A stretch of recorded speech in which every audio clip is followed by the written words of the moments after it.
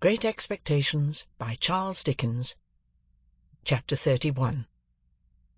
On our arrival in Denmark, we found the king and queen of that country, elevated in 2 armchairs on a kitchen table, holding a court.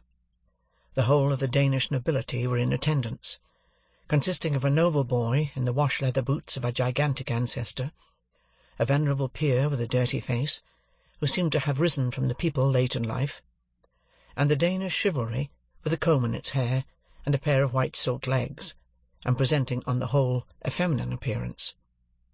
My gifted townsman stood gloomily apart, with folded arms, and I could have wished that his curls and forehead had been more probable. Several curious little circumstances transpired as the action proceeded. The late king of the country not only appeared to have been troubled with a cough at the time of his decease, but to have taken it with him to the tomb, and to have brought it back. The royal phantom also carried a ghostly manuscript round its truncheon, to which it had the appearance of occasionally referring, and that, too, with an air of anxiety, and a tendency to lose the place of reference which were suggestive of a state of mortality.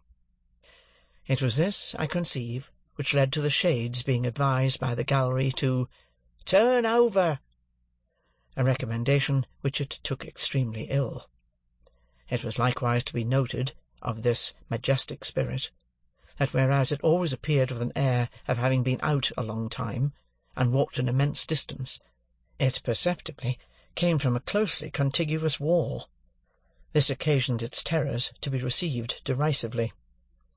The Queen of Denmark, a very buxom lady, though no doubt historically brazen, was considered by the public to have too much brass about her, her chin being attached to her diadem by a broad band of that metal, as if she had a gorgeous toothache, her waist being encircled by another, and each of her arms by another, so that she was openly mentioned as the kettle-drum. The noble boy in the ancestral boots was inconsistent, representing himself, as it were in one breath, as an able seaman, a strolling actor, a grave-digger, a clergyman, and a person of the utmost importance at a court fencing match, on the authority of whose practised eye and nice discrimination the finest strokes were judged. This gradually led to a want of toleration for him, and even, on his being detected in holy orders, and declining to perform the funeral service, to the general indignation taking the form of nuts. Lastly, Ophelia was a prey to such slow musical madness, that when in course of time she had taken off her white muslin scarf, folded it up, and buried it, a sulky man who had been long cooling his impatient nose against an iron bar in the front row of the gallery growled, "Now the baby's put to bed, let's have supper," which, to say the least of it, was out of keeping. Upon my unfortunate townsman all these incidents accumulated with playful effect. Whenever that undecided prince had to ask a question, or state a doubt, the public helped him out with it. As, for example, on the question whether 'twas nobler in the mind to suffer, some roared yes, and some no, and some inclining to both opinions said, "Toss up for it," and quite a debating society arose. When he asked, what should such fellows as he do, crawling between earth and heaven, he was encouraged with loud cries of "Hear, hear!" When he appeared with his stocking disordered, its disorder expressed, according to usage, by one very neat fold in the top, which I suppose to be always got up with a flat iron, a conversation took place in the gallery respecting the paleness of his leg, and whether it was occasioned by the turn the ghost had given him. On his taking the recorders, very like a little black flute that had just been played in the orchestra, and handed out at the door, he was called upon unanimously for Rule Britannia. When he recommended the player not to saw the air thus, the sulky man said, "And don't you do it neither, you're a deal worse than him," and I grieve to add that peals of laughter greeted Mr. Wopsle on every one of these occasions. But his greatest trials were in the churchyard, which had the appearance of a primeval forest, with a kind of small ecclesiastical wash-house on one side, and a turnpike gate on the other. Mr. Wopsle, in a comprehensive black cloak, being descried entering at the turnpike, the grave-digger was admonished in a friendly way. Look out! Here's the undertaker coming to see how you're getting on with your work." I believe it is well known in a constitutional country that Mr. Wopsle could not possibly have returned the skull, after moralising over it, without dusting his fingers on a white napkin taken from his breast. But even that innocent and indispensable action did not pass without the comment, "Waiter!" The arrival of the body for interment, in an empty black box with the lid tumbling open, was a signal for a general joy, which was much enhanced by the discovery, among the bearers, of an individual obnoxious to identification. The joy attended Mr. Wopsle through his struggle with Laertes on the brink of the orchestra and the grave, and slackened no more until he had tumbled the king off the kitchen table, and had died by inches from the ankles upward. We had made some pale efforts in the beginning to applaud Mr. Wopsle, but they were too hopeless to be persisted in. Therefore we had sat, feeling keenly for him, but laughing, nevertheless, from ear to ear. I laughed in spite of myself all the time. The whole thing was so droll. And yet I had a latent impression that there was something decidedly fine in Mr. Wopsle's elocution. Not for old association's sake, I am afraid, but because it was very slow, very dreary, very uphill and downhill, and very unlike any way in which any man, in any natural circumstances of life or death, ever expressed himself about anything. When the tragedy was over, and he had been called for and hooted, I said to Herbert, "Let us go at once, or perhaps we shall meet him." We made all the haste we could downstairs, but we were not quick enough either. Standing at the door was a Jewish man, with an unnatural heavy smear of eyebrow, who caught my eyes as we advanced, and said, when we came up with him, "Mr. Pip and friend." Identity of Mr. Pip and friend confessed. "Mr. Waldengarver," said the man, "will be glad to have the honour." "Waldengarver?" I repeated, when Herbert murmured in my ear, "Probably Wopsle." "Oh," said I, "yes. Shall we follow you?" "A few steps, please." When we were in a side alley, he turned and asked, "How did you think he looked? I dressed him."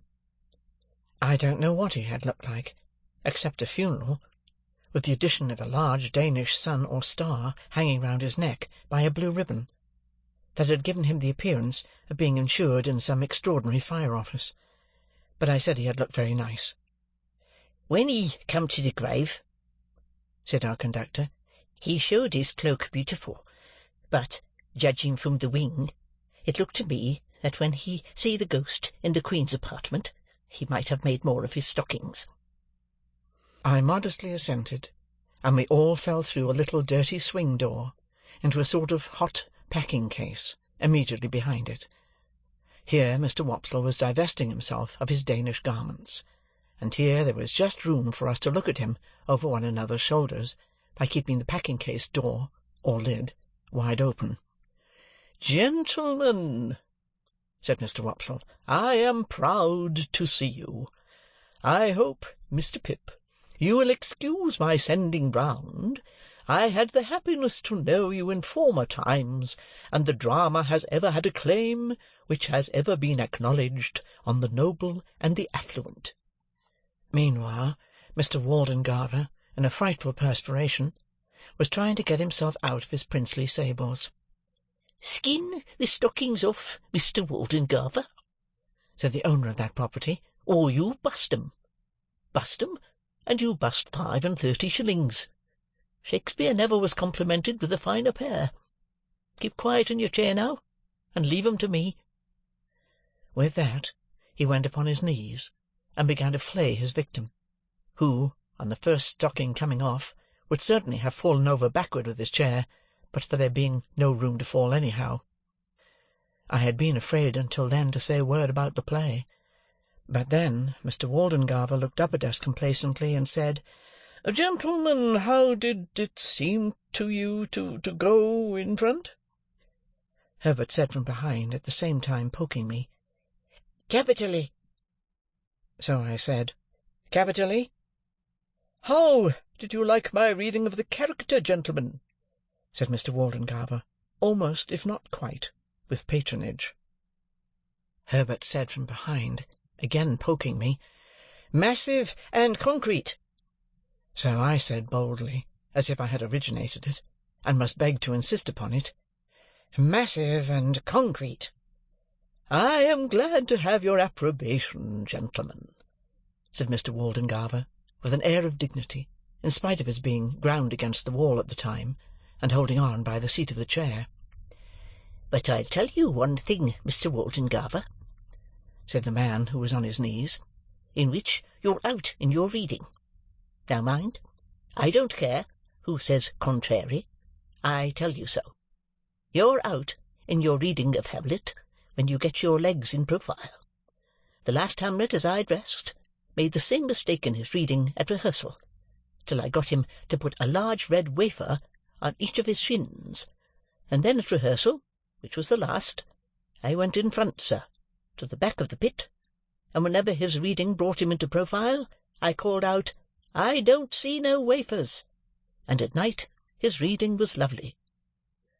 Mr. Waldengarver smiled at me, as much as to say, "A faithful dependent. I overlook his folly," and then said aloud, "My view is a little classic and thoughtful for them here, but they will improve. They will improve." Herbert and I said together, "Oh, no doubt they would improve." "Did you observe, gentlemen," said Mr. Waldengarver, "that there was a man in the gallery who endeavoured to cast derision on the service, I mean the representation?" We basely replied that we rather thought we had noticed such a man. I added, "He was drunk, no doubt." "Oh, dear no, sir," said Mr. Wopsle, "not drunk. His employer would see to that, sir. His employer would not allow him to be drunk." "You know his employer?" said I. Mr. Wopsle shut his eyes, and opened them again, performing both ceremonies very slowly. "You must have observed, gentlemen," said he, "an ignorant and a blatant ass, with a rasping throat, and a countenance expressive of low malignity, who went through, I will not say sustained, the rôle, if I may use a French expression, of Claudius, King of Denmark. That is his employer, gentlemen. Such is the profession."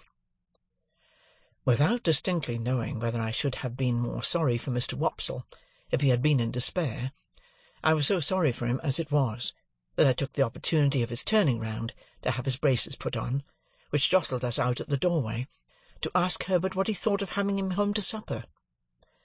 Herbert said he thought it would be kind to do so.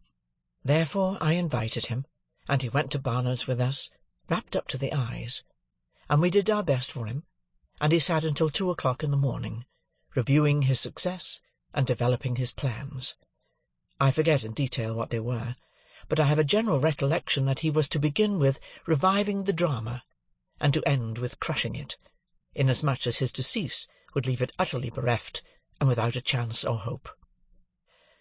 Miserably I went to bed after all, and miserably thought of Estella, and miserably dreamed that my expectations were all cancelled, and that I had to give my hand in marriage to Herbert's Clara, or play Hamlet to Miss Havisham's ghost, before 20,000 people, without knowing 20 words of it. Chapter 31.